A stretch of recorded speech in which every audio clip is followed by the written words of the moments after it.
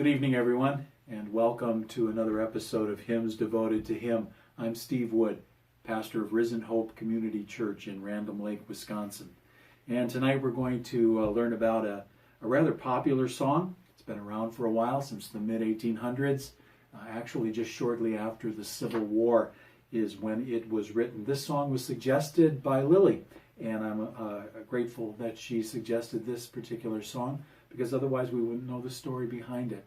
And so again, for the story, I'm reading from Kenneth W. Osbeck's book, and this is the second volume, 101 More Hymn Stories, and it's published by Kregel. And the song for tonight is Sweet By and By. And so Mr. Kregel writes, following the close of the Civil War, Sanford Bennett, the author, returned to Elkhorn, Wisconsin, where he became the proprietor of the local drugstore, while also studying medicine.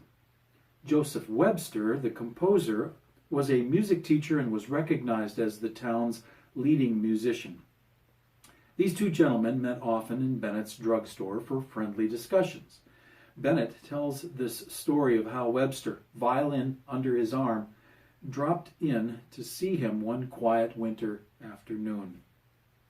Mr. Webster, like many musicians, was of an exceeding nervous and sensitive nature, and subject to periods of depression in which he looked upon the dark side of all things in life.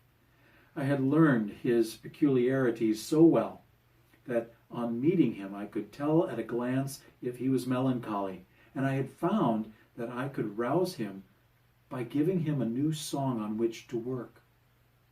He came into my place of business, walked down to the stove, and turned his back on me without speaking. I was at my desk writing. Turning to him, I said, "Webster, what is the matter now?" "It's no matter," he replied. "It will be all right by and by." The idea came to me like a flash of sunlight, and I replied, "The sweet by and by. Why would not that make a good hymn?" "Maybe it would," he said indifferently. Turning to my desk, I penned the words as fast as I could write. I handed the words to Webster. As he read, his eyes kindled, and stepping to my desk, he began writing the notes. Taking his violin, he played the melody and then jotted down the notes of the chorus. It was not over 30 minutes from the time I took my pen to write the words before two friends, with Webster and myself, were singing the hymn. Sanford Fillmore Bennett had a varied and illustrious career. He was born in Eden, New York, on June 21st, 1836, and died on June 12th, 1898, in Richmond, Indiana. He was converted at a Methodist revival meeting, but later in life he declared himself a Universalist. Bennett was educated at the University of Michigan and later served briefly as the superintendent of schools in Richmond, Illinois, before moving to Elkhorn, Wisconsin, to become the associate editor of a weekly newspaper, The Independent. During the Civil War, Bennett served as a second lieutenant in the 40th Wisconsin Volunteers. It was after the war that he returned to Elkhorn, became proprietor of the local drugstore, and studied medicine at the Rush Medical College, from which he graduated in 1874. Dr. Bennett practiced medicine for the next 22 years. Throughout his lifetime, he also wrote a considerable amount of both prose and verse, with his first poems appearing in the Waukegan Gazette in the early 1850s. Sweet By and By is Bennett's only hymn text still in use, however. Joseph Philbrick Webster was recognized as a talented musician in his day. He studied music with Lowell Mason in Boston, Massachusetts, and spent several years in New York and Connecticut teaching music and giving concerts. He was said to have been proficient in playing the flute, violin, and piano. Because of his strong anti-slavery convictions, Webster moved to to Elkhorn, Wisconsin, shortly before the outbreak of the war. He is credited with more than 1,000 musical compositions, with his most popular song being Lorena, a secular number. Webster was the compiler of a Sunday school hymnal, The Signet Ring, in which Sweet By and By first appeared in 1868. Joseph P. Webster died on January 18, 1875, at the age of 56. Today, visitors to Elkhorn, Wisconsin may visit the Webster House and see the authentic 19th century home of the composer of this hymn and view the violin that was first used to play the melody of this beloved gospel hymn. And so tonight, a surprise to Lily is I'm going to try and pick this out on my 5-string banjo. And I don't play it as often as I should, and so I'm counting on Lily to cover up as many mistakes as possible. And so we give you Sweet By and By.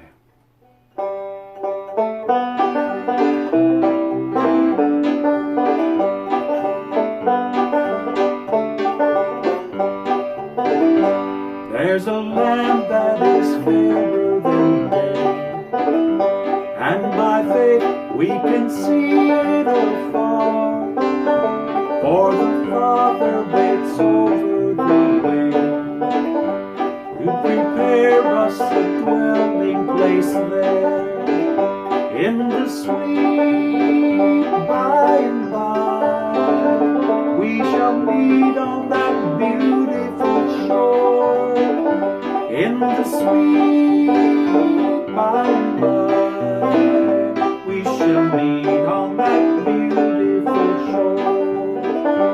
We shall sing on that beautiful shore the melodious songs of the blessed, and our spirit shall sorrow no more, not a sigh for the blessing of rest in the sweet by and by. We shall meet on that beautiful shore in the sweet by and by. We shall meet on that beautiful shore.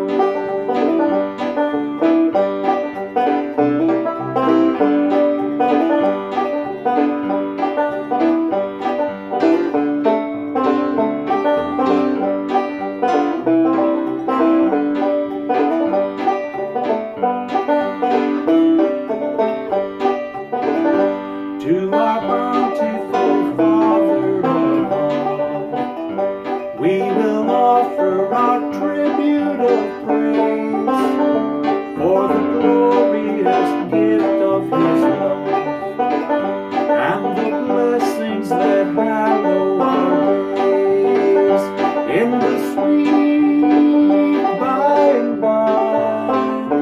We shall meet on that beautiful shore in the sweet by and by.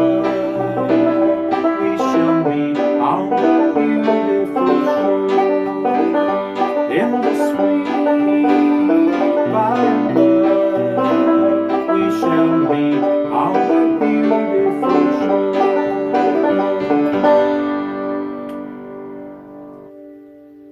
Amen. Well, thank you all for joining us tonight. I hope you enjoyed our rendition of Sweet By and By. Thank you, Lily, again for joining us and playing along on the piano. And we hope that you can all join us next week again for another episode of Hymns Devoted to Him. Until then, have a good night. God bless you all.